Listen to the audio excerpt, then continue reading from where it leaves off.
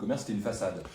C'est pas proprement parler une façade, parce qu'elle a une existence légale, elle a des vrais professeurs, des vrais étudiants par ailleurs, mais en fait, elle a servi en fait j'allais dire, de raison juridique pour pouvoir délivrer des diplômes réels, entre guillemets, à de faux étudiants.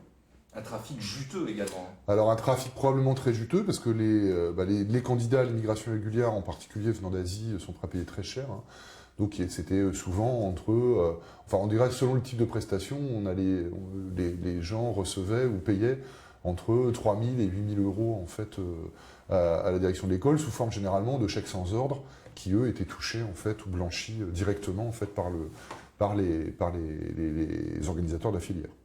C'est-à-dire que l'école, ça servait aussi à blanchir cette. Alors l'école ne servait pas à blanchir, malheureusement pour elle, l'école, elle n'avait que les dettes en fait de l'école, et l'argent en fait, il était touché directement en fait par les personnes qui délivraient. Donc l'école, malheureusement pour la structure, parce que la structure a une existence légale par ailleurs, ne touchait pas d'argent puisqu'en fait elle accumule aujourd'hui énormément de dettes, et en particulier une dette URSSAF apparemment très importante. C'est le mode de fonctionnement qui est atypique sur... Non, le mode opératoire n'est pas très atypique parce que ça existe, il y a des affaires, je ne dis pas de manière extrêmement régulière, mais il y a des affaires assez régulièrement d'écoles plus ou moins fictives qui servent à faire venir des étudiants fictifs en fait, à fin d'immigration régulière. Ce qui est vraiment inhabituel, c'est le volume avec lequel en fait, ils ont fait venir. Alors, je pense que comme ils avaient des problèmes assez sérieux, en fait, des problèmes d'argent, il y a eu une sorte de fuite en avant à un moment qui fait qu'ils sont allés rabattre en fait, le maximum de clients pour rentrer le maximum d'argent, éponger les dettes, recréer en fait, de l'argent.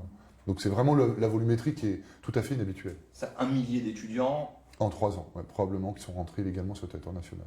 Donc les trafiquants étaient un peu acculés visiblement. Oui.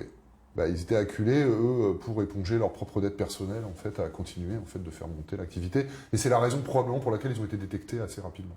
Qu'est-ce que vous avez retrouvé sur place dans les différents lieux de perquisition? Alors on a retrouvé à la fois de l'argent liquide, mais des sommes importantes, mais pas délirantes, en fait, autour de entre 80 et 100 000 euros.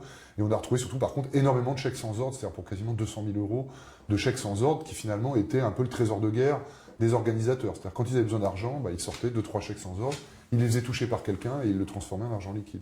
Et c'était leur manière, en fait, d'avoir des liquidités sans pour autant avoir de liquide. Que sont devenus tous ces clandestins chinois, ce millier de Chinois Alors ça reste en fait à définir. Certains d'entre eux, on les a retrouvés, puisqu'on a forcément, pour établir en fait, le mode opératoire, établir les éléments d'enquête, on a dû retrouver certains d'entre eux, certains ont été entendus.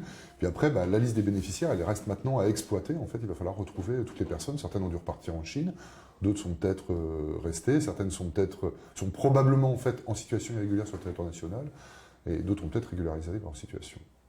Vous pouvez nous donner quelques éléments sur le profil justement de l'organisateur de la... Alors les profils d'organisateurs, c'est des gens qui sont un peu atypiques dans les filières d'immigration régulière, parce que dans les filières d'immigration régulière, la plupart du temps, on a affaire à des filières communautaires, c'est-à-dire que les organisateurs, les financiers, les rabatteurs, les logeurs sont de la même communauté que les personnes qui viennent. Là, on a affaire à des personnes qui sont en partie de la communauté chinoise, pour toutes les personnes qui rabattent à l'intérieur de la communauté, mais aussi en partie des Européens et plutôt des gens qui ont le profil, alors c'est un peu grossier de dire ça, mais plutôt le profil de personnes en fait qui sont dans les affaires depuis quelques années et qui ont un peu multiplié les unes derrière les autres les faillites et les banqueroutes.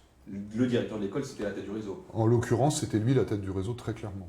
Qui était déjà connu pour des faits d'escroquerie? Il était connu pour divers faits en fait et des faits essentiellement d'infractions, on va dire de type financier.